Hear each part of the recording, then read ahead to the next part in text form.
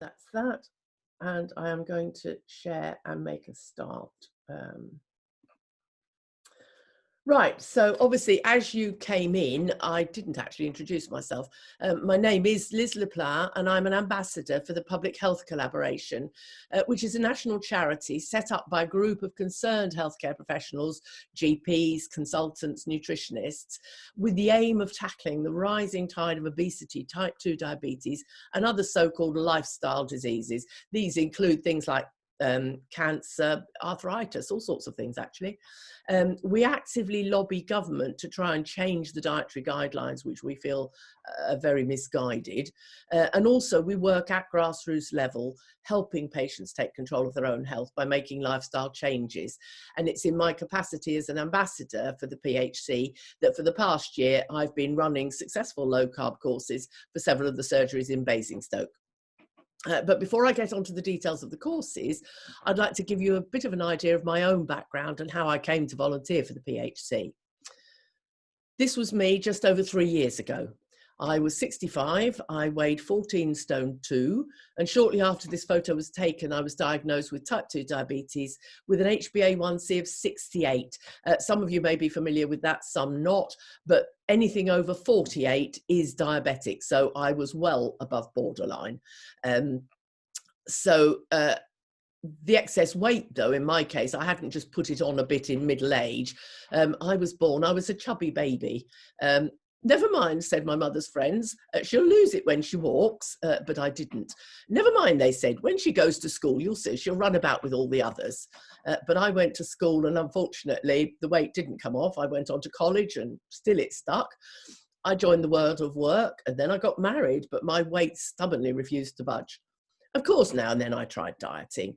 This was a good deal later in 1989 when I was living in Italy. But to get to this size, I did actually get down to about 9.5 stone at this point.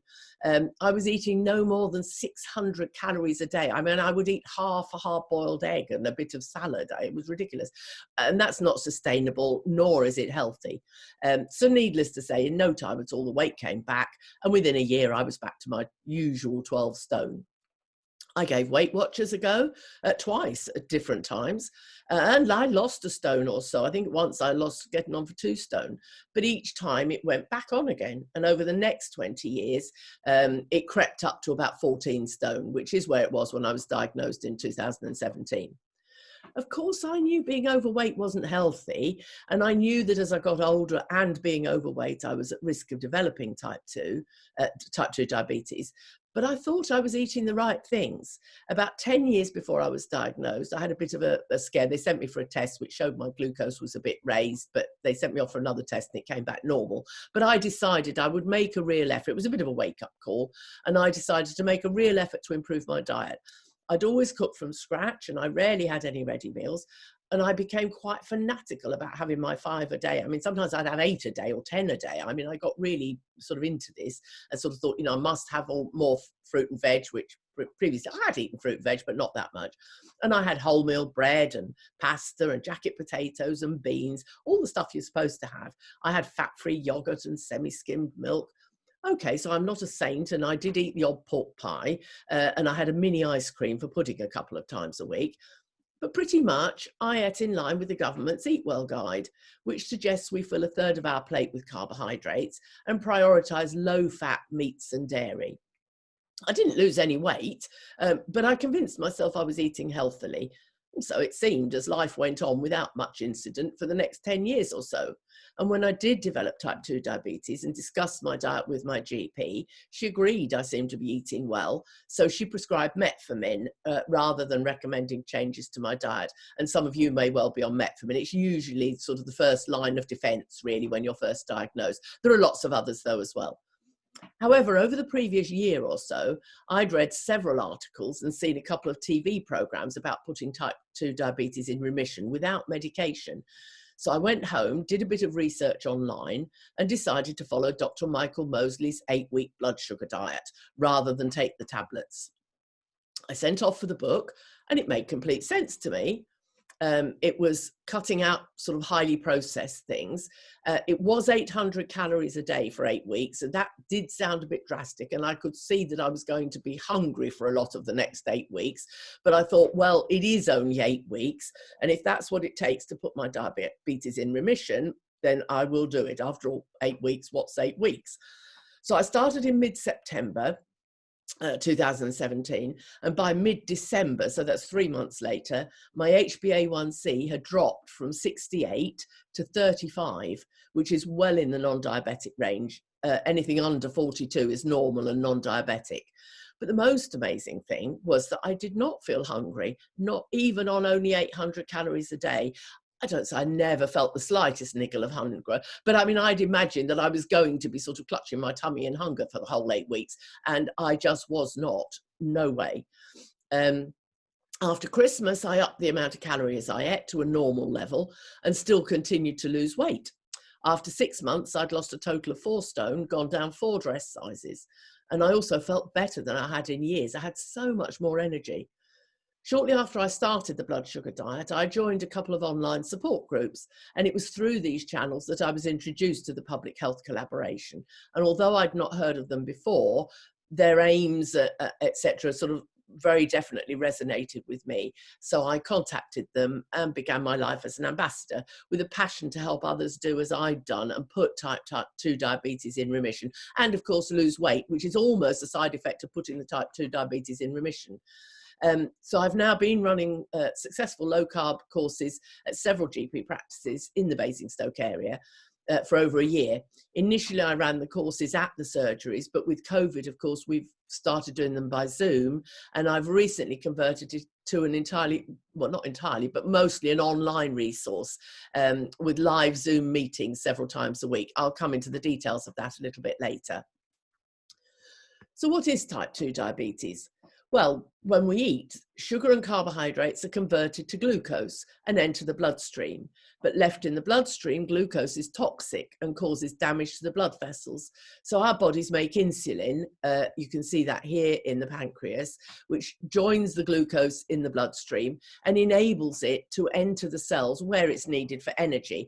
That's for moving around, obviously, but it's also for breathing and for all your internal organs to work, for your brain to function. I think actually about a quarter of the energy we use is for our brains, which perhaps comes as a bit of a surprise. You wouldn't think it was as much as that for your brain, which after all is not moving. But the problem is, if there's more glucose than we need at that moment, the rest is taken to the liver where it's stored as fat. And when the fat cells in the liver are full, it's stored in all the other areas of the body, often around the kidneys.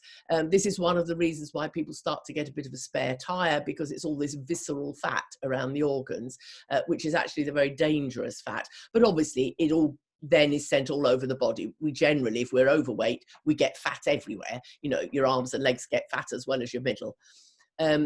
And over time, if we eat a lot of sugar and carbohydrate, the pancreas struggles to cope and we become what's called insulin resistant.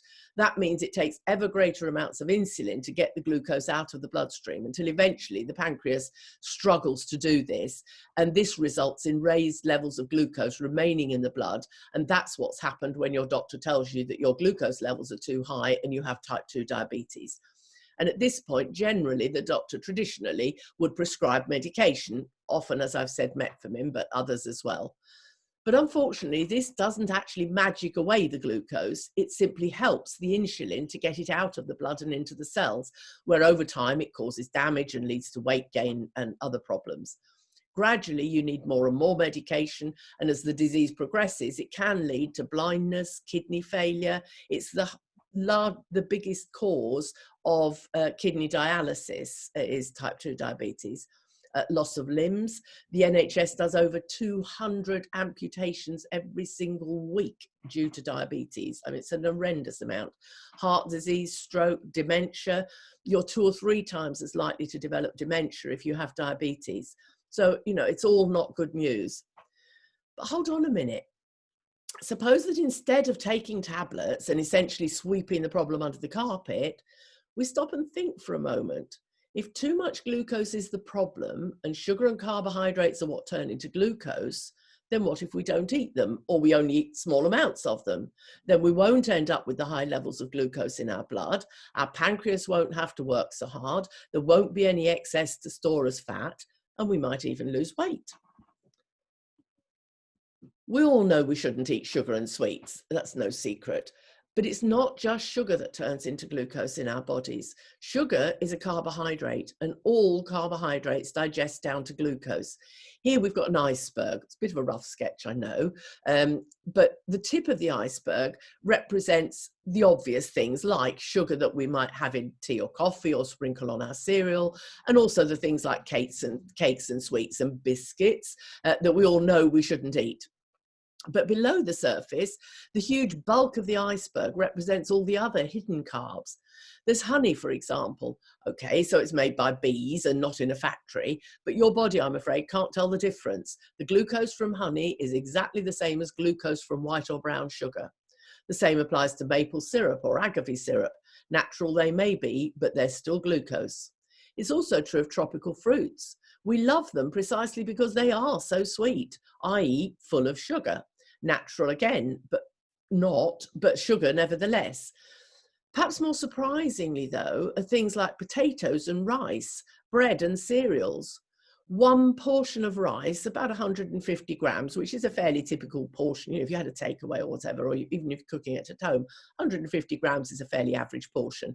It is the same effect on your blood glucose levels as eating 10 teaspoonfuls of sugar. And I think that comes as a big surprise to a lot of people. Well, as I say, we all know sugar's not good, but we don't think of rice and pasta and potatoes and things as having these high levels of essentially glucose, sugar in them. And obviously 10 teaspoonfuls of sugar, nobody would think that was a healthy thing to do. Let's take a fairly typical breakfast, for example, for many people in the UK. Some sort of cereal, a couple of slices of toast and a glass of fruit juice. Many would consider this a healthy breakfast. Indeed, it follows the NHS guidelines. But suppose I now tell you that this is the equivalent of eating 21 teaspoonfuls of sugar.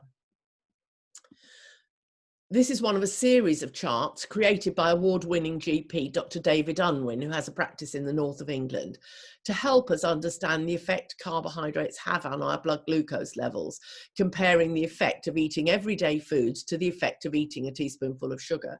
So as you can see, just 30 grams of cornflakes are the equivalent of eating over 8 teaspoonfuls of sugar. It's not that the cornflakes have sugar in them, but they are carbohydrates, and carbohydrates are nothing but strings of glucose molecules held together with oxygen. And when they hit your stomach, the oxygen is absorbed by the body and you're left with the glucose again. The other thing is, of course, that the portion size is 30 grams. I know when I used to do the groups face to face, I used to take a couple of cereal bowls and a box of cereal and ask people to pour out the amount that they would normally have for breakfast. And one of the universities, I can't remember which it is, one university in the UK did a sort of an experiment. They went to lots of people and asked them to do it. The average portion that people pour out is about 50 or 60 grams. So that's going to be twice what's in the portion size on the side of the box. Just one small slice of brown bread, those are those little loaves, not the big toasty loaves, is the equivalent of 3 teaspoonfuls of sugar, and that's brown toast. White toast is slightly more, but not an awful lot different, actually. There's not much difference between white and brown. I know we often think brown is so much better, but actually it makes very little difference. So if you had 2 small slices of toast, that's 6 teaspoonfuls of sugar, so not ending up as 21, but 24. Okay, I hear you say, I don't eat cornflakes, I eat the healthy things like bran flakes or shredded wheat. Well, I'm afraid even those have very much the similar effect. Bran flakes, a portion again of 30 grams, and as I say, many people pour more than that, is the equivalent of 5 teaspoonfuls of sugar just for that small 30-gram portion. This is another of the charts. So if you were adding a banana there at the top of the chart, this again often shocks people that an average banana, it's not one of those baby children's ones, but neither is it a giant one, is the equivalent of adding another 6 teaspoonfuls of sugar to that load you've already had with your cereal and your toast and your fruit juice. But right down at the bottom there, you can see strawberries. Hold 120 gram portions of those, and that's a lot. I mean, small, it's almost the whole of a small punnet, is only the equivalent of about 1.5 teaspoonfuls of sugar. So, you know, you can eat strawberries fairly freely, so it's not all bad. Perhaps it would help you to understand just how bad this amount of glucose is if I tell you that the amount of glucose that should be in the entire bloodstream at any one time, and bear in mind we have about 8 to 10 pints of blood in an adult human, is just 1 teaspoonful, or about 5 grams.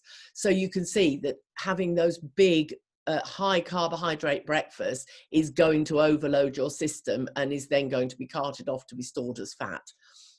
So what are we going to have instead if we're not having all these carbs? Well, what about full fat Greek yogurt? It's lovely, rich and creamy, nothing like the low fat or zero fat yogurts, you know, plain yogurts. Who likes those? I know I never did. I used to hate fat-free plain yogurt, never used to buy it. I used to buy the ones with fruit in, but of course they've got a fruit, which is high in sugar in itself, plus they often have artificial sweeteners in, and some of them even have sugar added as well. But natural full fat Greek yogurt is delicious. It's thick and creamy and wonderful. You could have that with a handful of the strawberries or raspberries, any of the red berries. There's a couple of blackberries in that photograph, fine blueberries too, and a few toasted almond flakes. Walnuts as well, pecans, sunflower seeds, pumpkin seeds. You can toast them off in a hot frying pan and sprinkle them on top so you've got crunch with it as well. Or maybe you can have a mushroom omelette. Good old bacon and eggs. Neither the omelettes or the bacon and eggs have hardly any carbohydrates at all, so they're not going to impact your blood glucose. And the fat in all of these is going to keep you feeling full. So you're not going to be reaching for the biscuit tin halfway through the morning. Because of course what's happened with the carbohydrate heavy breakfast is, as we've said, it's toxic if it stays in the bloodstream. So the insulin carts it off and stores it as fat. But then, you know, couple of hours later, you're hungry again, and the quickest way for your body to get hold of energy is for you to eat again. So it sends out a little hormone signal from your brain and gets you to eat again. So you reach for the biscuit tin, the chocolate bar, the Kit Kat, whatever it is. And of course you're feeling hungry. So, but again, you're eating carbohydrates because you're probably reaching for biscuits and chocolates, etc. High carbohydrates, and the cycle starts all over again. So you're eating all day long, this high carb cycling. But one of the things that most people find when they start the course and start changing what they eat is that after only 2 or 3 weeks of eating like this, they no longer are constantly hungry. They even find they can skip the odd meal and not miss it at all. So they may skip breakfast, they may skip lunch, and they just don't bother. They're not constantly hungry. And yet if you told them at the beginning, you know, any of you who've not done it, you think, now, yeah, right, this is going to happen. It does. I promise you, it is really common for this to happen. And of course, the longer you go, if you skip a meal, of course, this is great. It's called intermittent fasting, something we go into in the talks.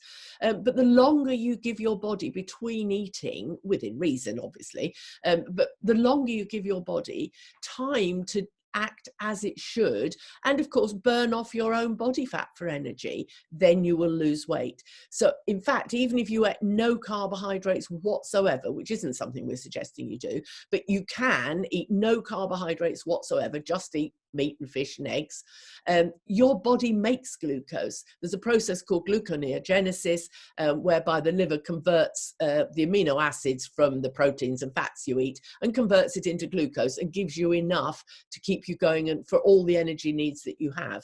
So, you know, you do not need to be eating these vast amounts of carbohydrates. Now, of course, this is turning on its head everything we've ever been told about what we should eat. But what we're in fact suggesting is you go back to how we used to eat before the food industry filled the supermarket shelves with highly processed foods full of carbs and unhealthy processed fats. Processed fats is another thing we'll come on to and we talk about in depth in the course. You might be interested to know at this point who actually wrote the National Dietary Guidelines, the ones that suggest we fill 1/3 of our plates with starchy carbohydrates.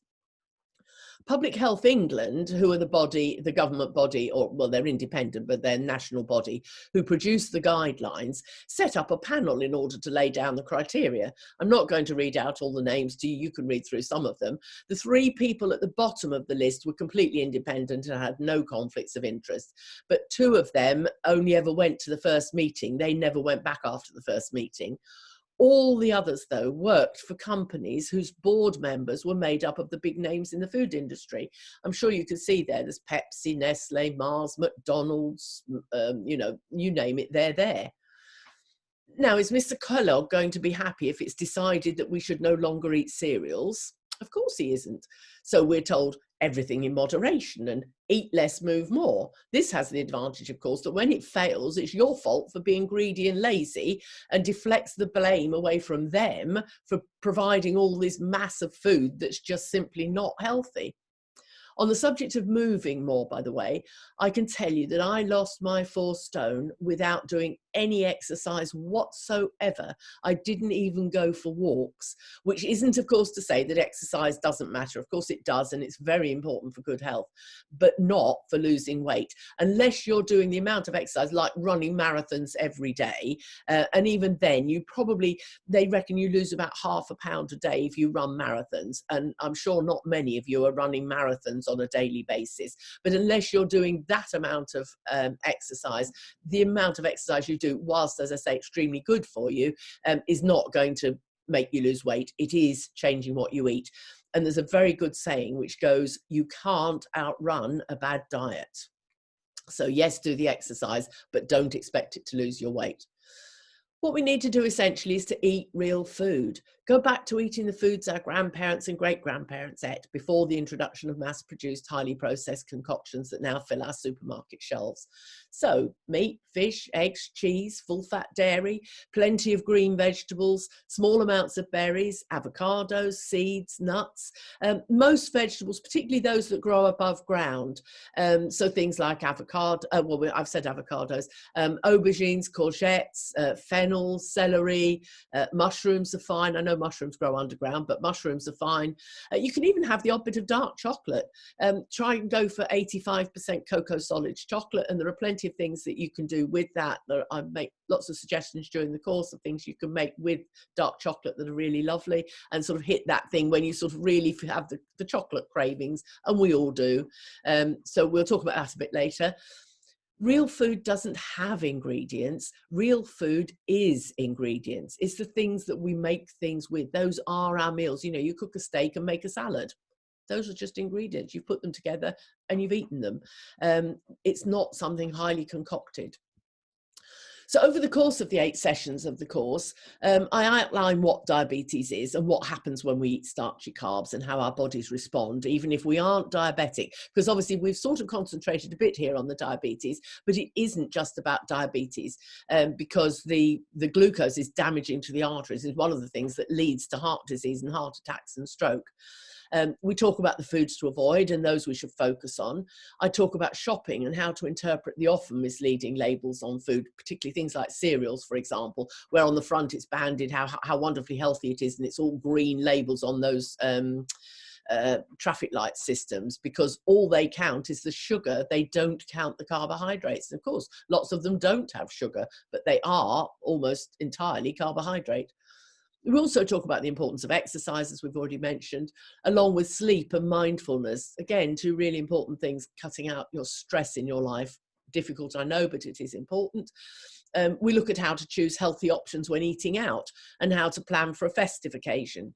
And we talk about the role of glucose in conditions like heart disease and dementia, as well as type 2 diabetes.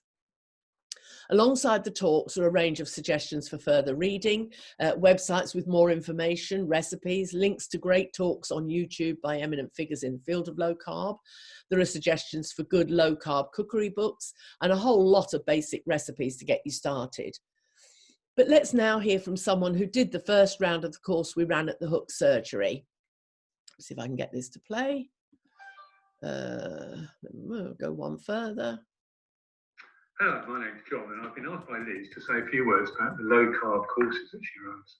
Well, last year I was diagnosed with very low B12 levels and HbA1c that was just in the type 2 pre-diabetic range, 42 I think it was, and I was overweight. In fact, I was obese. So when I was having the B12 injections at the hook surgery, I was talking to the nurse about my type 2 level, and she said that there was a low carb course that was going to be starting soon, and thought it would probably help my HbA1c levels. Well, I signed up for 8 sessions and started around September last year. I didn't know what to expect. There were about 10 of us on this course, all shapes, sizes, and ages. The first session was an introduction from Liz about her own history of type 2 diabetes and how this low carb lifestyle had not only reduced her HbA1c level to an acceptable number, but she had lost 3.5 stone. I was intrigued. So after outlining the rest of the course, we're using slides, Liz explained about blood sugar levels and how a low carb diet will change the way the body deals with sugar and stored fat, but not by a conventional calorie controlled diet. I was even more intrigued, so I've never got on with calorie controlled diets.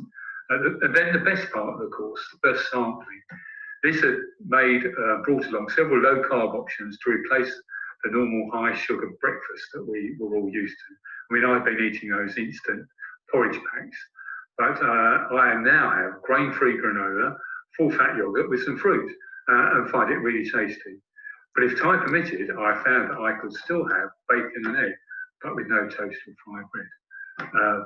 Now I was really well and truly hooked. Over the course of the remaining sessions, Liz produced a plethora of tasty tidbits, told us the science behind a low-carb diet, and he said how it's not really a diet, it's a change of lifestyle. I had a really good winter, no lingering colds or coughs, which is most unusual for me. So then, around April, when this coronavirus thing got a grip, I had all my levels tested again. They were all good, and my HbA1c had dropped to 38.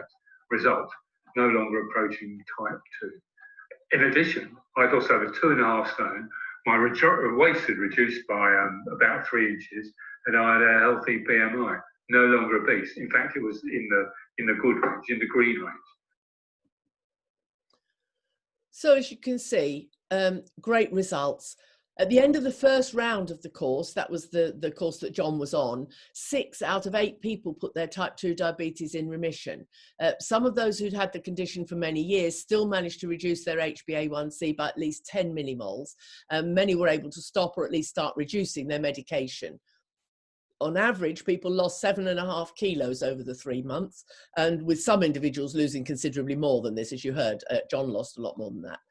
Everyone said they felt better, had more energy, and were able to think more clearly. Brain fog had lifted was a thing we often heard. This is Stella. She started the course in January this year because her HbA1c had risen to 72 and she was concerned for her health. By May, her HbA1c had dropped to 47 and she's due another blood test actually this week, and she's expecting the levels to have reduced even further. She's also lost 4 stone in weight, and I'm sure you can see there the transformation is incredible. And she says, I feel so much better. I can walk further and quicker. I don't get out of breath, and I've more energy than I've had for years. My main motivation was to reduce my HbA1c, and as a result, possibly my medication, having been on metformin and other medicines for over 15 years. Low carb has made so much difference to my life over and above the HbA1c reduction I was looking for. I'm an avid fan and recommend it to everyone. Sue too came to the course with her husband Guy in February this year, whilst we were still meeting face to face at the beginning of the year, and I'm going to let you listen to what Sue says here. Hi, I'm Sue Shoebridge, and together with my husband Guy, we have been following low carb since February of 2020. Last year, in 2019, we were both diagnosed with raised HbA1cs. And as such, our doctor's surgery suggested that we should go on a healthy eating course. This we did. However, a lot of the course was based around low-fat foods, eating healthy rice and pasta, brown bread. And I wasn't 100% certain that this was the way that we should be going. In February, I saw an advert on our local Facebook page from Liz saying that she was starting a low carb course together with the surgery, And I suggested to my husband that we might like to go along. He agreed, and we haven't looked back. So on that first night, we walked him to a room of other people who also had either raised HbA1cs or were already diabetics and on medication.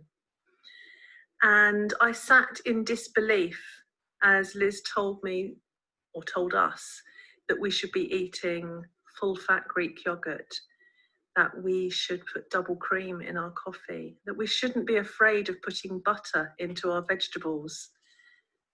This went against the grain for me. I taught diet and fitness classes for 20 years. I taught low-fat eating for 20 years.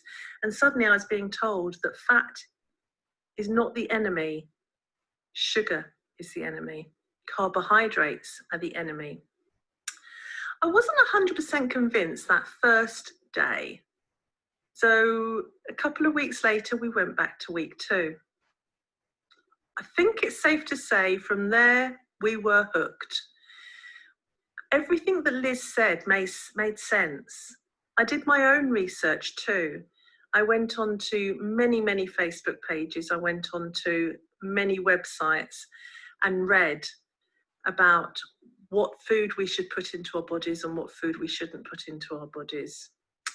Suffice to say that we spent most of lockdown eating low carb, and at the end of that, well, I think the figures speak for themselves.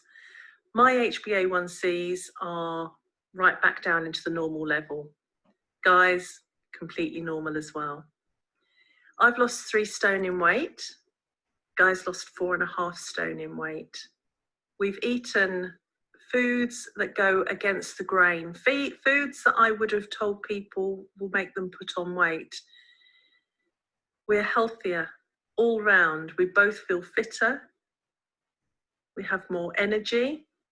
My skin is better. My clothes fit amazing. Guy has dropped several clothes sizes.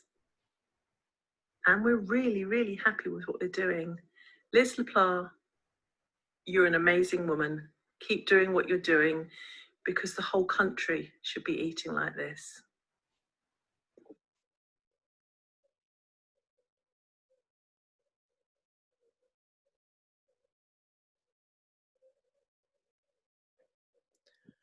I can promise you, I did not bribe Sue to sing my praises. That she did off her own bat. But honestly, I think it's fair to say that Sue and Guy can both look forward to a much healthier future. And since Sue recorded that video a few weeks ago, Guy has had his HbA1 retested at his annual diabetes review, and his HbA1c is now down to 35. Since we had to abandon face-to-face meetings, I've converted the course to an online resource, as I think I mentioned earlier, and we have regular Zoom meetings, and Sue still pops into those now and then for a catch-up. She's a very keen baker and comes up with lots of useful recipes for everybody. These are just a few of the comments we received when we asked for feedback from the first course we ran. COVID has brought home to all of us the need to be healthy. You know, you are far less, if you do catch COVID, it won't make you any less likely to catch COVID, but should you catch it, being healthy, you are far less likely to have nasty complications. And by changing our lifestyle, we can improve our health in many respects. And as you've heard, those changes can happen quite quickly. In 2017, I put my type 2 diabetes in remission within 3 months of diagnosis. 3 years on, my diabetes remains in remission. My HbA1c is around 34, 35. My weight is under control with very little effort on my part, and I enjoy my food more than ever. And after a lifetime of struggling with my weight and always keeping the larger sized clothes in the back of the wardrobe, because that little voice inside says, quite rightly usually, that I would need them again. Yes, each time you diet, you say, this is the time it's going to work, and it never did. But now I have finally thrown all those large sized clothes away, because I am perfectly confident that doing as I'm doing now, I can do this for the rest of my life, and I'm never going to need those large clothes ever again. So if you're interested in following a low carb lifestyle, you can ask your doctor or nurse about it, or you can email me directly at basingstokelowcarb@gmail.com. So thank you for listening. And if anyone has any questions they'd like to ask, if any of you put questions up, then I'm going to ask Faye now what questions we've had come up, and I will answer them. So I'll go from there. I'm going to stop the screen share, and hopefully I will come back to you. At least Faye's on my screen at the moment. That's fine, Faye. I thought that was absolutely fantastic, Liz, and you're so inspiring. And it's great to hear the actual patient stories as well, so that's really good. It's generated a bit of discussion in the chat box around what we could and can't eat with low carbs. Yep. One of the questions, Joy, was around sugar-free sweets or biscuits. Are we able to eat those? Well, I think you touched on that. I have. There's issues here because biscuits, obviously, even if they're sugar-free, they've got flour in them. Almost certainly. You can make, there are recipes for grain-free and sugar-free, but grains are inflammatory. I said it's sort of quite a complex area. There's lots of things to cover here, but generally all sorts of things like traditional biscuits, they may not have sugar, they may have put artificial sweeteners in them or whatever, but they've still got grains, they've got flour, and of course flour is carbohydrate. We're back to the flour that converts, so it isn't just the sugar, it is the carbohydrates. The issue with artificial sweeteners, there are some sweeteners which are fine. There are things like erythritol and xylitol, stevia too to an extent. These do not raise blood glucose levels or have any other effects. There are two issues with sweeteners. The problem is that these sweeteners tend to be more expensive. So what is used in mass-produced foods, like diet drinks, if you eat Diet Coke, for instance, or Diet Pepsi, yes, there's no sugar in it, and it won't therefore cause you to have a glucose spike. It won't put your glucose levels up, but they trick your brain into thinking that it's sugar. So your brain thinks, sweet must mean sugar. We better send the insulin out. So it pumps out insulin. And of course, the insulin, anything that you're eating at the same time along with that is going to be stored as fat, because it's insulin that drives fat storage. And all the time that you have insulin circulating in your body, you cannot burn off your own body fat. You cannot do both. You cannot have insulin and also in your body circulating and also burn off your own body fat. So it will slow your weight loss down. The other issue with artificial sweeteners is that ideally we want you to make this a lifestyle change. It isn't just a quick fix that you do this, you sort yourself out, and then you go back to eating how you did. If you keep on eating things that are sweet, albeit artificially sweetened, you aren't going to break that sweet tooth, and you are going to need to, because otherwise you are going to go back to eating biscuits and cakes and bananas and all the things you shouldn't eat. And you will be surprised how very quickly your taste buds change. Funnily enough, we run a Facebook group for our low carb course, and only this morning somebody who's only just newly joined the course yesterday was asking about making low carb breads, and somebody else posted that they just found this wonderful new bread recipe and it was absolutely fabulous. It tastes just like ordinary bread, etc., etc., etc. And somebody posted on the recipe that they use. Sue actually, who I said is a great baker, in that little video she did for us about her and Guy. Yes, I will put the email address back up there again.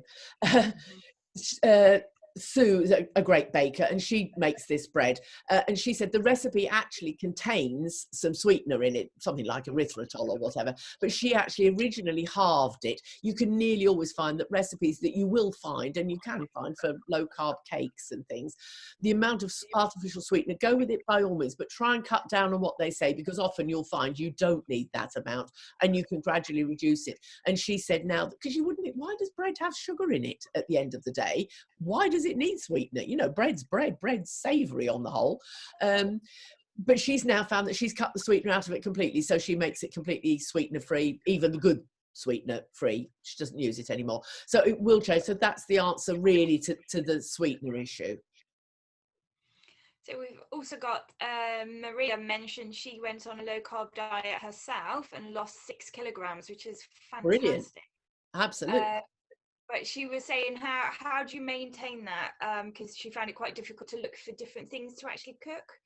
again, I think you cover that on your course, don't you? We do, yeah. And I mean, there are loads of there are some really good cookery.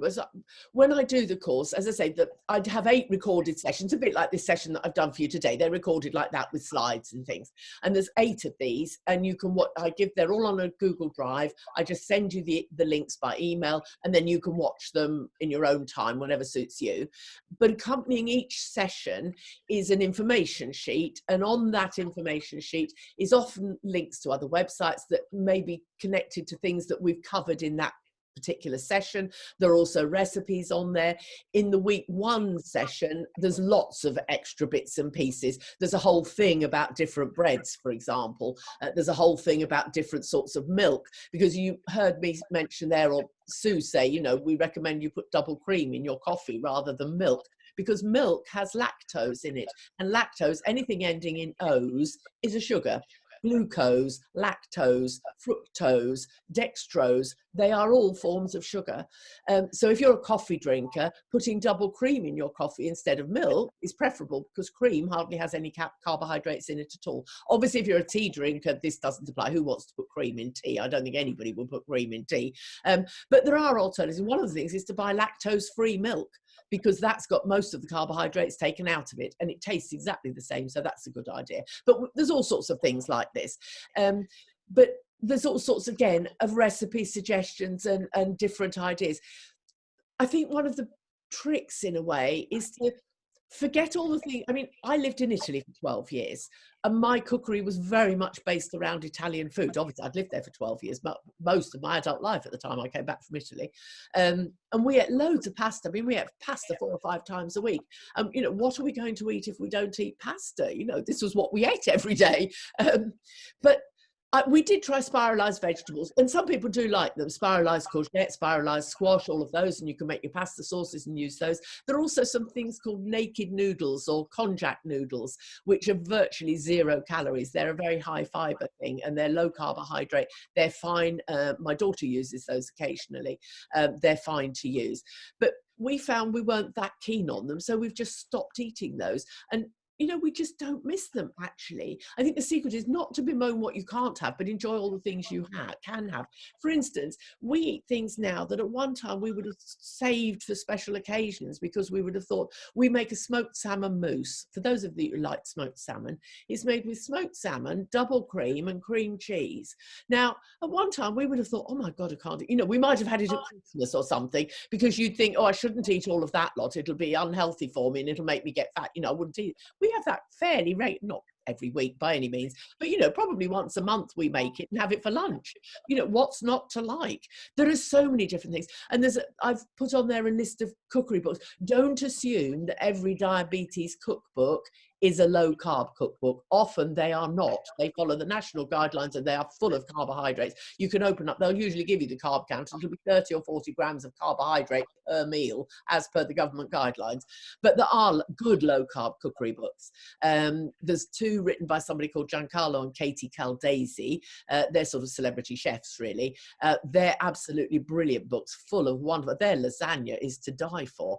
But it doesn't use ordinary pasta, obviously. They make the pasta sheets with frozen spinach, which you just sort of defrost and squeeze all the liquid out. You mix with eggs and then you spread it on a baking sheet, bake in the oven, and you get these sort of flexible sheets, and you cut those up and you use them as pasta. And I swear, if you put that in front of anybody, they would not know, because at the end of the day, what's the pasta there for? The pasta's there to fill you up. The pasta's not there to taste of anything. What tastes is the ragu, the Parmesan cheese, all the other bits that are in it.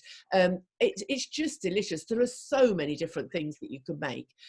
All sorts of different fish recipes that you can do. We do, for instance, cod wrapped in pancetta, and we serve that with some lentils. We don't eat a lot of pulses, because pulses are a good source of protein, and obviously if you're vegetarian, then pulses do form a fair amount of your diet.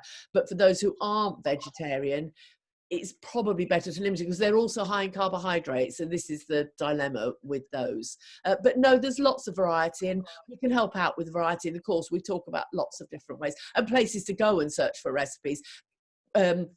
sites like dietdoctor.com, which is brilliant for websites, hundreds of them.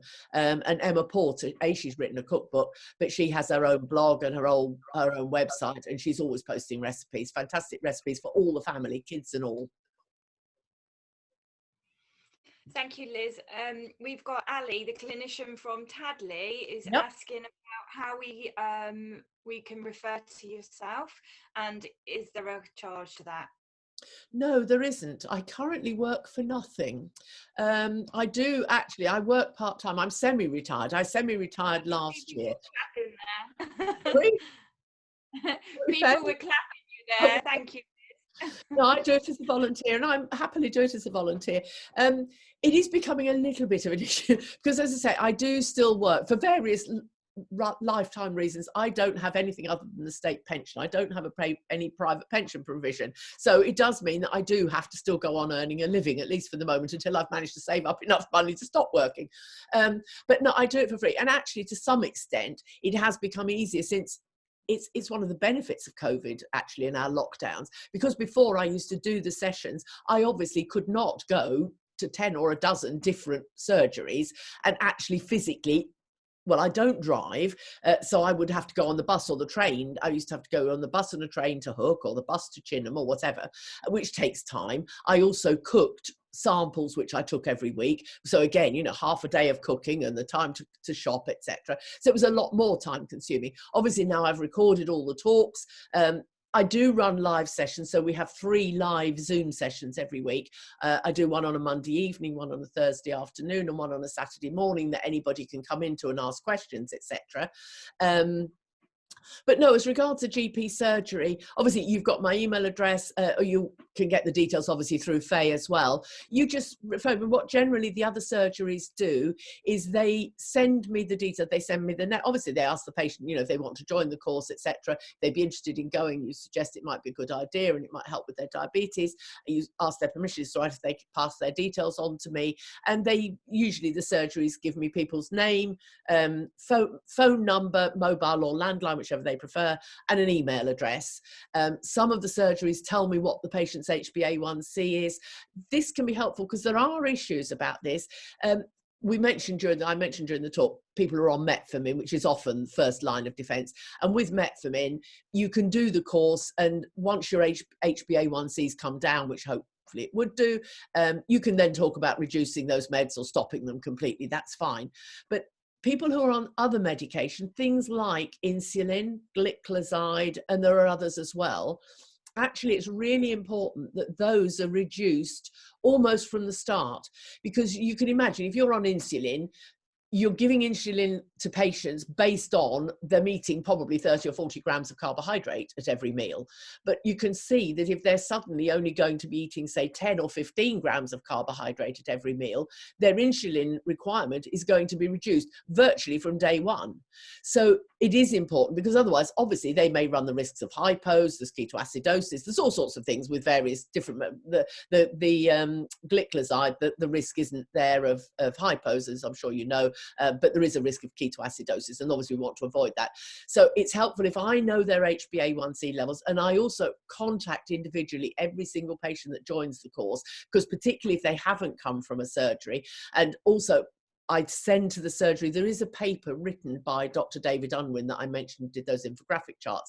He and various other clinicians, including Dr. David Cavan, who's a diabetes consultant, wrote a paper from their experience of reducing medications for type 2 people with type 2 diabetes, on medications, on reducing those medications if they're following a low carb diet.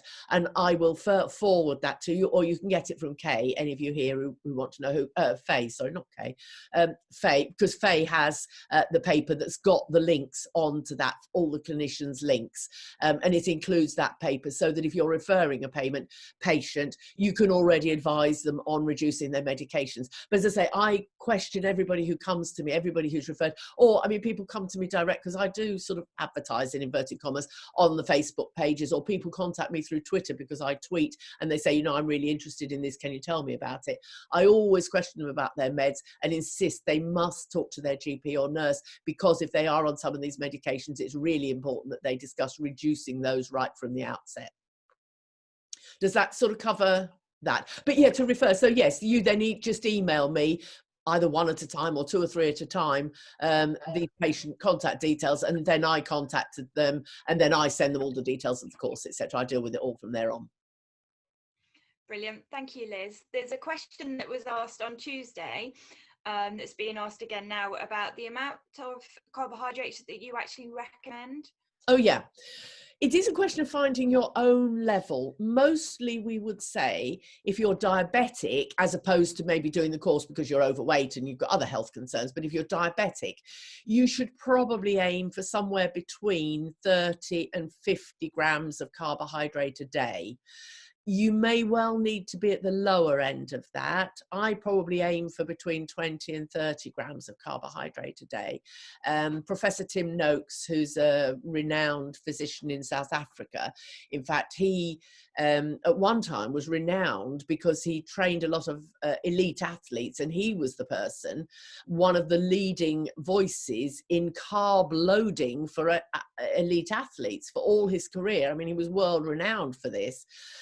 But he then realized the error of his ways at one point. He was diagnosed with type 2 diabetes, and his own father had died early with very nasty complications, having had amputations and all sorts of things. So obviously when he was diagnosed himself with type 2 diabetes, it was a big wake-up call. And somebody more or less around the same time sent him an email about low carb, and he sort of initially was dismissing it, but because he recognized who it was who was sending it to me and thought highly of them, he read through the thing and looked it up. And when he started to look up, he realized that something they'd overlooked way back in their research, because they didn't really understand what they were doing and nobody could find any answers to it. He realized they'd overlooked something that was really important, that all of this was wrong, and that everything he taught everybody for years and years was completely the wrong way round, and that what you need to do is go low carb. He reckons that to keep his in control, he eats no more than 20 grams of carbohydrate a day. That said, we have different tolerances for carbohydrate. And obviously, if you have that genetic predisposition to develop type 2 diabetes, and of course not everybody does, some people can eat high levels of carbohydrate for their entire life and they will never develop type 2 diabetes. They obviously have a higher tolerance and a better way, their body deals with them better, which isn't to say that those massive amounts of glucose are good for them. As we've said, it damages blood vessels and leads to heart disease and all sorts of other things. But you may not have that propensity, but you may have a higher tolerance for carbohydrates. So even 100 grams a day may be fine for you, and you could maybe eat a bit more fruit, more pulses, those sorts of things. You may well be fine. It'll be a question of finding your own level. And as I say, particularly if it's a question of losing weight, if you're losing weight happily and you're getting down to your right weight level and you're maintaining that on 100 grams of carbohydrate a day, then obviously that's fine for you. If you're slim, your waist is what it should be, which is, I think it's about 80 centimeters for women and 88 for men. I'd have to just double check that, but I think that's what's considered metabolically healthy. If your weight's that, if your blood returns are all good, you know, your HbA1c's in the normal range, all of these things, and you're eating 100 grams of carbohydrate a day, you're probably fine and dandy. Your cholesterols are all fine, your HDL's up, your triglycerides are low, you'll be fine.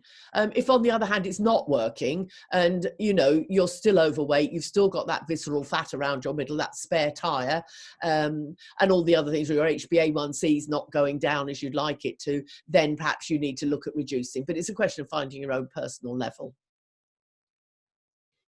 We've also got Annette Rushmore with us today that used to run low carb courses herself. I don't know if you want to say hi. Great. Hi, Annette. Hi. Hi. Well, no, yes, years ago when I was working in public health, there was a national coronary heart disease prevention program called Look After Your Heart. Some, you know, if you're as old as me, you'll remember it. And it was run by the health education, the former Health Education Authority, that's now part of Public Health England. But anyway, so part of this sort of national program was running 10-week courses out in the community. It was training people to do that, training trainers. There were initiatives in workplaces for sort of healthy eating, heartbeat awards, all sorts of things. I mean, I won't bore you with all the details, but essentially the Look After Your Heart program looked at, you know, had three things. It had sort of healthy eating, it had an exercise, and it had a health relaxation. sorry, not healthy eating. It had a health topic, an exercise part of the program, and a relaxation part of the program. So you did those sort of 3 elements in each class, as it were. But so I'm really interested in this low carb diet, because one of the issues then, one of the mantras then was that 1 gram of fat has twice as much calories as anything else, which is why we all said to everybody, as some of your people have alluded to, we all said to people, right, you need to cut down the fats, right, go straight at, if you can get onto skim milk, it was the margarine, it was, high fiber, so brown bread with the high fiber, more fruit, more veg, certainly protein, but no, and you could eat, it said, a bowl of potatoes, because it's what you put on the potatoes in terms of the fat that mattered. So those were the the things that were taught then, and I'm talking about the 1980s probably and 90s. So I'm really interested now that, and obviously those were in the days with the carbohydrate loading for athletes, because some of my peers were doing that kind of exercise level, and they were being told, right, you need to carbohydrate load before you go off on a long run, and all the rest of it. So it's interesting now, but surely fat it must have a lot of calories still. It does have a lot of calories, but that's not the point. Calories, it's not the issue, isn't the calories per se. Okay. It's the foods that you eat, because as I've tried to explain with the carbohydrates, it's the way it makes your body work, because the carbohydrates digest down to glucose, that produces the insulin spike. You do not need all that amount of glucose. We need 5 grams in your bloodstream at any one time, so the rest gets stored as fat. But if you eat fat heavy meals, so basically you remove all those processed carbohydrates and the high carbohydrate fruits, you remove all of those, and basically you replace them with healthy fats. That's fats in meat. So have your steak and do not cut off that lovely caramelized fat, eat it. We did roast pork last weekend, and I got a wonderful crackling on it. I was really pleased with myself. And we ate the crackling and the fat and all the rest of it on that lovely roast pork. We did not have roast potatoes, though. We had a potato dauphinoise, and we had some braised red cabbage, and we had green beans, and I made some low carb stuffing, because you can make that using low carb bread and sage and a little bit of onion.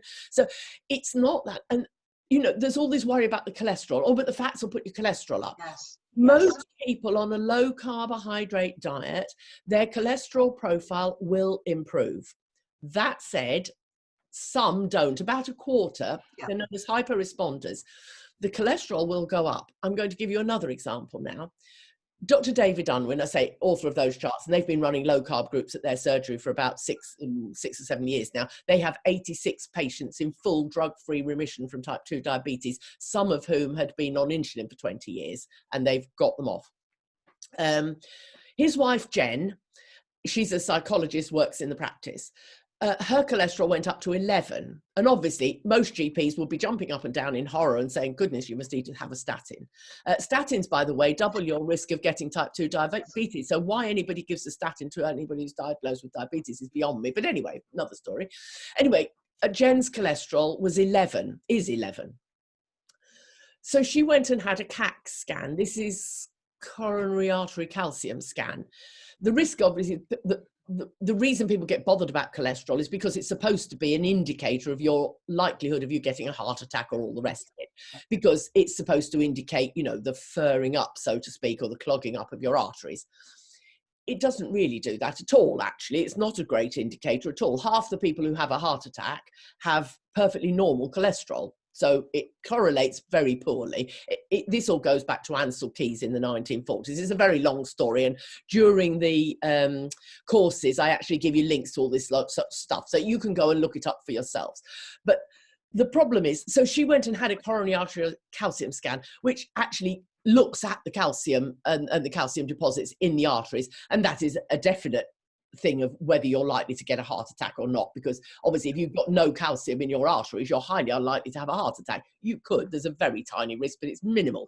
She had a CAC scan of 0. So this 11 cholesterol is meaningless. And over the last 10 or 15 years, research that's been done indicates that a far better risk indicator is the ratio of your triglycerides to HDL cholesterol. Don't worry about your LDL. Higher LDL is indicative of lower all-cause mortality. You are less likely to die of anything with higher LDL, as long as it's not sky high, but you know, high-ish LDL. Particularly as a woman over 60, it's protective. You're far less likely to die young of anything with high LDL than low LDL. So, you know, you take your statin to lower your LDL, which it will do, but you can ask yourself whether that's a good thing, because actually higher LDL is statistically more protective against all-cause mortality than low LDL is. But your HDL, you do want to go up. And most people, the HDL will go up and your triglycerides should come down. And that ratio should not be more than 2, ideally less than 1, but under 2 is fine. So for instance, if you've got triglycerides of 1.1 and you've got HDL of 1.4, that's well under 1. Great. If your cholesterol's 7 or 8, who cares? You know, the indicator is that triglycerides, because triglycerides, although they're fat in the blood, as is cholesterol, triglycerides are caused purely by excess carbohydrates. They are nothing to do with anything that you eat in terms of fat. The other cholesterol is very little to do with it. In fact, your body, Harvard University have done some research on this, your body makes 80% of your cholesterol requirement. Your brain is half made up of fat. You need fat. And your body, if you don't eat enough, as I say, we do not consume enough cholesterol in our diets, even if you eat a high cholesterol diet, you know, high foods that have high quantities of cholesterol in it, your body needs far more than that. So your body makes it. Now, would it make sense for your body to be making cholesterol if it was toxic to you? No, but I mean that the research in the 80s and the 90s was very clearly absolutely was very much saying you need to reduce these levels. They did lots of very good randomized control trials. And for instance, there was a very good LA veterans trial. This was in hospitals for veterans, you know, military veterans. So it was very well controlled because they could control absolutely what they ate. And they gave them low diets low in fat, and of course it did lower their cholesterol levels. They gave them vegetable oils as opposed to butter and stuff, right? Yes, that was the thing. But what they did, so it did reduce the LDL, it did reduce their LDL and their total cholesterol and all the rest, and they were all obsessed that was important because of reducing the risk of heart disease. What they didn't publish in the results was that it gave a significant increase in the incidence of cancer. And they couldn't decide. They had lots of meetings. They couldn't decide whether it was the fact that the cholesterol levels were coming down or whether it was the fact that they were consuming the vegetable oils. They couldn't decide which was the issue. Was it the actual consumption of the vegetables or the reduction in the thing? They couldn't decide. So eventually in about 1991, they gave up meeting about it. But they still decided, despite the fact that their own research had shown that there was no difference, or the difference between having low fat and no low fat, the difference in life expectancy was something like 3 days, which, you know, over a lifetime of 90 years, are you going to worry that you die 3 days early? I think not. So despite the fact that their own research had proved that there was no difference, but you got an increased cancer, they still said, no, but we think it's better to go with the low carb, the low fat thing, because, you know, for coronary heart disease, that's better. On what evidence? There is no evidence. There was no evidence. There's still no evidence. I can give you a link. It is in the various papers and things.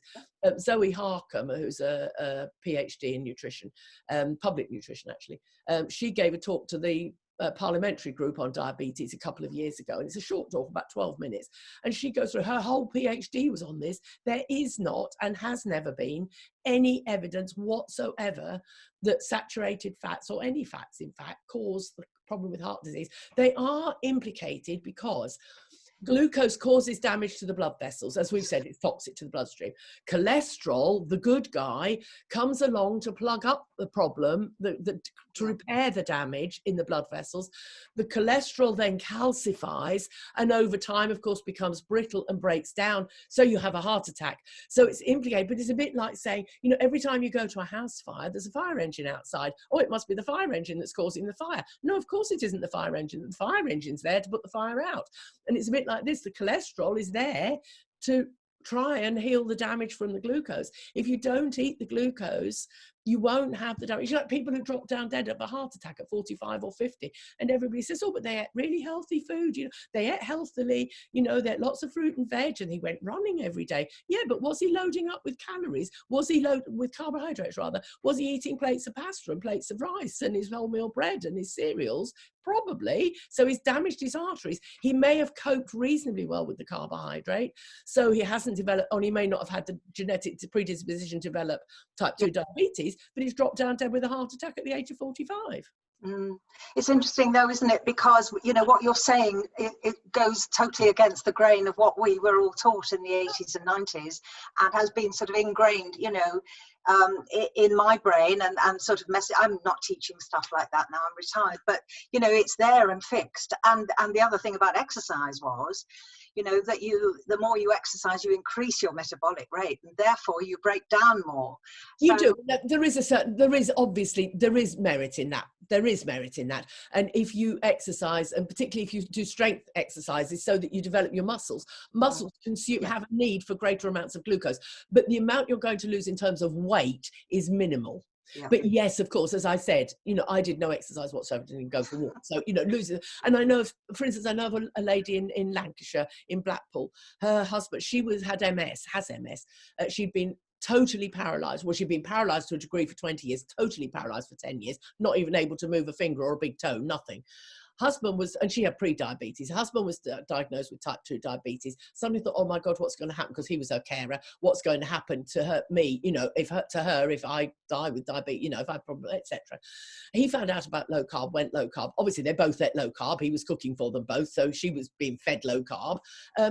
She went from a size 22 to a size 12, still lying immobile in her bed. It is nothing to do with exercise for losing weight. Yes, it can help in the margins, and it is good for your health. And strength training, it will help with bone density. It helps with things like osteoporosis, you know, all sorts of muscle weakness. We all lose 10% of our muscle strength over the age of 50 per 10 years or something.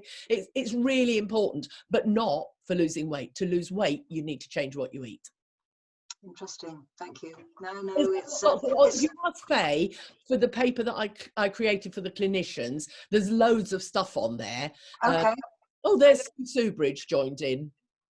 So yes, if you give us a link to that. I'll give me a link to that. That would be great. If you contact Faye, she'll send that to you. And it's got various scientific papers linked into that. You can go and look up and read up. Yeah, no, that's great. Thank you. I really enjoyed the clinician's presentation on that, because it was really good. Yes, probably, but yeah, I guess that's gone now. So yes. She can send it to you. Yeah. Oh right. Oh, thank you. No, that would be great. Thanks. Brilliant. I'm very aware of the time. It's now 12:15. I think there's quite a few people that are really interested in joining the course, Liz. So if we could share your email address. Go back to my screen again. I'll just share the screen again and put that up. Let's see. Hopefully this will work. Let me go back there. There you go. Does that help? It's very simple. basingstokelowcarb@gmail.com. I'll leave that up there for a minute, because I mean, I can still talk. You can still hear me, can't you? Were there any other questions? I'm okay for time. I'm not, you know, I don't need to go. If you need to go, okay, I'm more than happy to keep the session going, and people can question me if you want. I don't mind, or we can close it down, whatever. I think there might be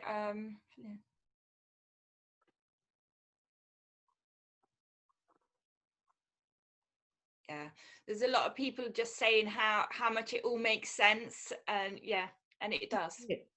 This is it. Once you hear and you look at it and you start to think logically, you know, it's just such logic. If the problem is your body can't process the carbohydrates properly and you're getting all this excess glucose, well, stop eating it. Don't try and take medication to deal with it. It doesn't magic it away, if only. Just stop eating them, and then you won't have a problem. You know, I've had bacon and eggs for breakfast, and forget about the toast and cereal. What's not to like? Who doesn't like bacon? Well, okay, some people don't like bacon and eggs, but, you know, how many people haven't eaten bacon and eggs for years because they thought it wasn't good for them, who would love to have bacon and eggs? You know, and you can have some mushrooms with it. You can have half a tomato, baked beans, not so much. But you know, you can have tomatoes. I, for instance, for a lunch, or you could do it for breakfast as well, chop up 2 or 3 rashers of streaky bacon, because streaky bacon is lovely and tastes much nicer than back bacon because the fat all runs through it. Cut up 2 or 3 rashers, put them in a pan on a medium heat, so a lot of that fat will render out. Get half a bag of spinach, melt that, let that wilt down. When your bacon's more or less getting crispy, wilt a bit of spinach into it, push it to one side of the pan, shove 2 eggs in, fry 2 eggs, and then have your fried eggs on top of that lovely spinach and bacon mix with all the fat from the bacon in it. Absolutely delicious. Bit of salt and pepper on top.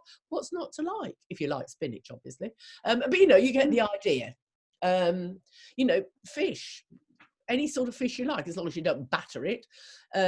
You can use various things. You can use things like ground almonds to coat it if you want to do sort of like, you know, a fried fish. You can do that. There are recipes for doing that. There are all sorts of things you can do.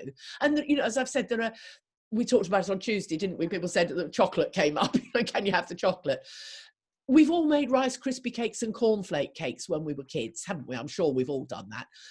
Do the same thing, but take dark chocolate, 85% chocolate. If you find that a bit of a struggle to begin with, go with 80% to begin with, and then gradually build up to 85 or 90. 85% is a good way. Something like Lindt 85% is pretty popular. Melt it. But instead of stirring in cornflakes or Rice Krispies, stir in as many toasted coconut flakes as you can. Coconut flakes are quite sweet. They have a natural sweetness, but they're very low in carbohydrate. I set mine in little mini muffin tins. I bought myself a silicone mini muffin tin. It's useful for all sorts of things. You don't have to grease it. Things pop out of it easily, and it's very easy to wash up. But otherwise, you can put teaspoons on a sheet of greaseproof paper, pop them in the fridge to set and go, you know, solid. Then pop them off, bung them in an airtight box, plastic box in the fridge. And when you get that sort of need for a bit of chocolate, we all have those, you know, you have a bad day and you sort of think, I just need something.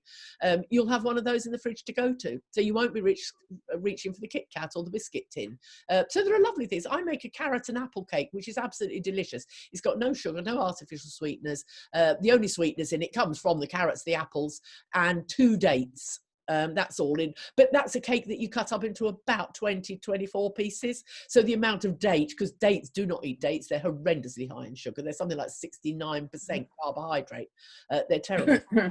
But 2 dates in the whole of a cake that you're going to cut into 20 pieces, as you can see, you're not eating much date in any one piece of cake. So there are low carb cake recipes. You know, we're not denying you cakes at all. Elizabeth? Yes. I've just got photographs. I haven't got any written details of you up. Is the address not on? It should be based No, on Low Carb. I've only got 2 photos. Oh, right. Let me see if I move the window down a bit. Does that help you at all?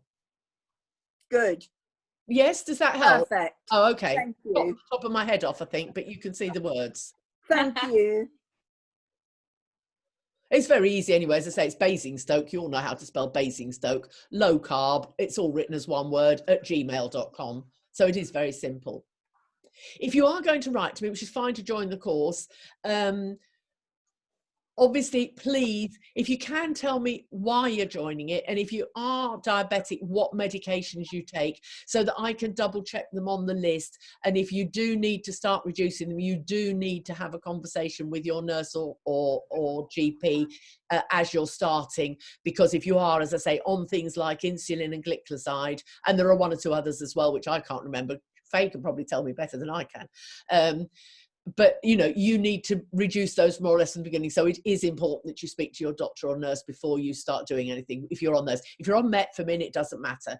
And 1 or 2 others as well. You can just go on taking them. And then once your HbA1c is down, you can discuss with them about reducing them and taking them off. I think I'm right in saying, aren't I, Faye, that you shouldn't, if you're, for instance, on 4 tablets of metformin, you shouldn't in any case just stop them dead. You should go to 3 and then 2 and then 1. Reduce them gradually. Yeah. You can do that either sort of from the beginning, or you can do it once you've got your HbA1c down. You can gradually reduce. That's what most people do on the course. They keep taking the metformin, and then when they get to the end of the course and they're delighted they've gone into remission or they're well on the way, obviously, if you've been diabetic for a long time, and particularly if you're on things like insulin and glycoside, don't expect a miracle.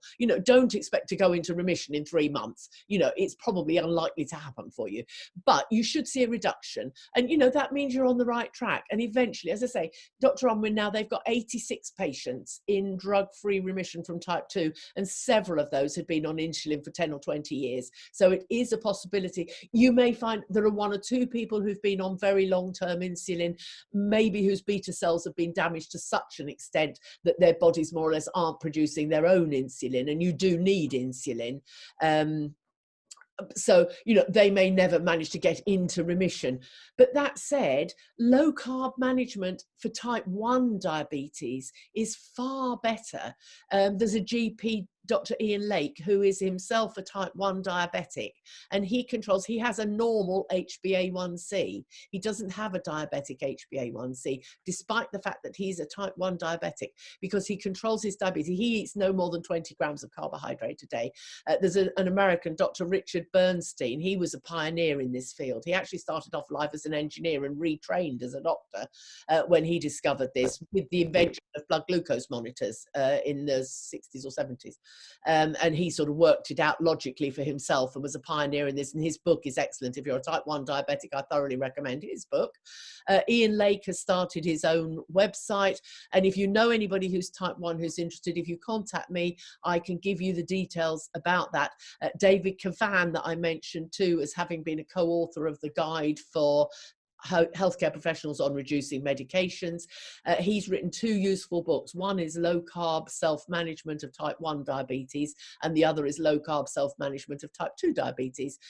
So yeah, manage your type 1, because you get much less of it, because the problem is, yes, the insulin will cover the glucose spike, but it's the spikes that cause the damage.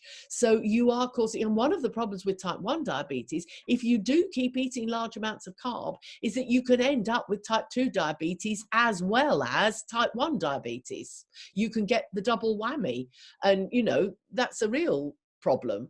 And you can end up again with amputations, going blind, etc. Nobody wants to end up with that. So controlling type 1 is also really important with low carb, and the thing to go along. Children as well who do low carb do far better.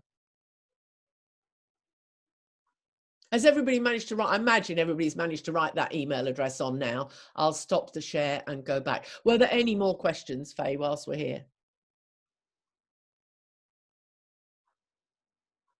I think you've actually covered most of the questions that are being asked.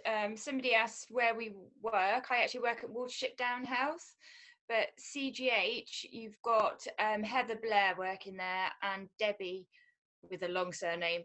But I could always speak to them myself, because we've got good working relationships. Fine. You need to unmute yourself. I asked because CGH is in a flux of turmoil at the moment, and I wasn't certain whether you had any contacts there. I do see Debbie sometimes. I am a type 2 diabetic. I'll just contact, I haven't got Faye's details. I'll put that into the chat bar now. Thank you. There we are. Thank you, Elizabeth. No problem at all. I will be emailing you. That's fine. I should expect a full inbox. Absolutely fantastic. Thanks, I had a busy day yesterday. I had 9 surgery referrals yesterday, so I had 9 long phone calls. I got none of my own work done yesterday, because I do have a conversation with everybody when they're starting. Perhaps you won't all need the starting conversation, obviously, because in a sense you've watched the talk, which is pretty much what I would do in a conversation with somebody who just contacts me through Facebook and doesn't know anything, or comes from the surgery, because, like somebody like Faye refers them to me. Well, I then have a conversation with them and sort of try and sort of enthuse them about low carb and sort of tell them that it isn't a nasty thing, and we're not getting them to count anything. You're not counting. We don't really count carbohydrates at the end of the day. I mean, I've very rarely done it. I certainly don't count them now, because basically if you cut out bread, rice, pasta, potatoes, bread being things like crackers as well, and we give you lovely recipes for making low carb crackers, which are really nice, some different ones. If you cut those out and you don't have too many root vegetables, so go easy on the sort of carrots and onions and things, obviously you're going to still use them because you're not going to make a casserole without putting onion and carrot in, but cut down the amount you do. Bulk it out with things like celery or celeriac, but cut down on the amount of carrot and onion so that you get the flavor from the carrot and onions, but not the carbohydrates from the carrots and onions. But, you know, and you eat loads of vegetables, you don't really need to count anything. You certainly don't need to count calories. You don't really need to count carbohydrates. I would only say that if you do it, and if you don't lose weight to begin with, don't think there's something wrong. We had a chap who joined our course in the summer, and he came onto one of the Zoom sessions in about week 3, and he said, my friends are starting to say to me, oh, you're losing weight. And he said he'd pulled his belt in a notch, but he'd stood on the scales and they hadn't budged. But this is, of course, because his body composition is changing and the visceral fat is being burnt off, because it is the visceral fat that tends to go first. So your body shape is changing, so people may notice that you look thinner, you may feel your clothes are fitting better, but you haven't actually lost any weight. And then he came along about the 4th week, I think, and he suddenly lost half a pound, and then he lost 3 or 4 pounds the next week. So, you know, not everybody loses straight away, but I would, and you may lose a lot straight away, and then you may plateau for a month or so. If you go on plateauing for more than a month or so and you feel you're doing everything right, then what I would suggest you do is keep a food diary for a couple of days, literally write on it everything you eat and drink, and email it to me, and then I can look at it, because sometimes it's something that somebody's just not occurred to them. Oh dear, I never thought of that as being high carbohydrate. And just little differences can make a big difference. But, you know, don't panic about it in the short term. Just get used to it first, and then, you know, as we progress, if you're not getting the results that you feel you should, then we can look at it in more detail and maybe have a one-to-one discussion and a talk, and, you know, we can talk through what you're having and what you're eating and when you're eating, because when you eat can make a big difference. I'm not going to go into that now. I do talk about it in the course, but when you eat can make a big difference. Brilliant. And I think somebody was surprised to hear about the onions, with asking, does onions have carbohydrates? Why do onions caramelize? The word, sort of, the hints in the thing, isn't it? Caramelize, because of the sugar content in them. They are fairly high in carbohydrates. As I say, we don't suggest you cut onions out of your diet. I mean, for instance, I make a little salad with raw Brussels sprouts. Raw Brussels sprouts are a bit of a revelation to me, because I hate cooked Brussels sprouts. But raw Brussels sprouts, just 2 or 3, thinly sliced, I have with a tin of salmon, a few Brussels sprouts, 2 or 3 baby tomatoes quartered, sort of cherry tomatoes quartered, few capers, few sliced black olives, juice of half a lemon, good glug of olive oil on it, and a little bit, because I like it, raw red onion, but literally a few slithers just to give it a bit of taste. And if I cook a casserole, I mean, at one time, if I was cooking a casserole for us, I would put a whole onion and a whole carrot per person, per portion. I would now put a small to medium carrot between 2 of us, and a small red onion between 2 of us. So I might use 1 large white onion or red onion for 4 portions. So you're getting the flavour, but then I would put 2 sticks of celery per person. You could put mushrooms in if you like mushrooms in your stews. You don't want to be thickening them, because you don't want to be adding flour. But I've discovered Waitrose, very helpfully, sell frozen celeriac in tiny little dice forms. And if actually you cook a casserole that you're going to cook for a couple of hours, if you cook some of those celery cubes in, the celeriac cubes in with it, they sort of disintegrate and actually thicken the gravy a bit. Really good hint that for thickening up a casserole is use some of the frozen celeriac. Obviously, if you can't get frozen celeriac, you can use fresh celeriac, you know, just chop it up into really small bits so it'll disintegrate into your stew or casserole, and it'll naturally thicken it a bit. And don't put so much liquid either as you might normally, because if you're going to thicken it, you can afford more liquid, but just add a bit less of the liquid. Add a dash of red or white wine, Again, we do talk about alcohol and things, but you know, red or white wine, if you want to add that to your casseroles, you're used to doing that, that's absolutely fine. Dry red and white wine have very few carbs in them. There is another issue with alcohol, and it can slow your fat loss, but you know, I wouldn't worry about putting a bit of red wine in a casserole. But put a bit less water in, because the vegetables will, as it cooks down slowly, it's not going to burn. Keep an eye on it, obviously, but put less liquid in it. And if at the end you feel there's a lot of sort of rather watery liquid, strain it off, shove it in a small pan and boil it up rapidly so that you reduce that liquid, and then pour it back into the meat and veg mix. Brilliant. Thank you, Liz.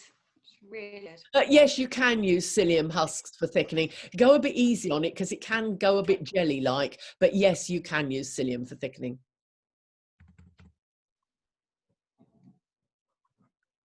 Oh, I haven't said this. I think that's it. I think you answered all the questions. Fantastic Brilliant. presentation. Yes, I Thank think you you so have. much. Can I just ask one tiny thing? Yes. Would you be prepared to, I chair the local RPPG, would you be happy to come to one of our PPG meetings and just, not the whole presentation obviously, but just give them a snippet of, Yeah.